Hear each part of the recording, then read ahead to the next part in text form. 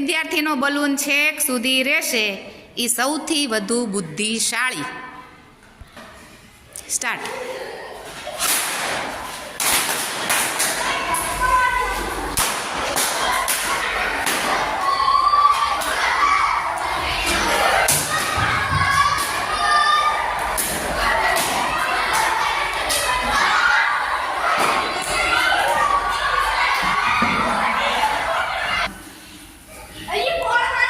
આપણે આપણી લાઈફમાં શું કરવાનું નક્કી કે આપણે આપણો બચાવ કરવા કરતાં કોઈને નુકસાન ના થાય એવું કરવાનું.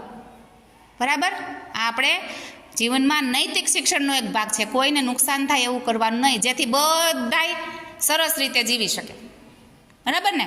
આપણે આપણા ઘરનો કચરો વાળવાનો, પણ કચરો વાળીને સામેની શેરીમાં કે સામેવાળાના મકાન પાસે નખાય નહીં, નહીંતર ગંદકી તો ત્યાં ને ત્યાં જ રહેવાની છે. બરાબર ને?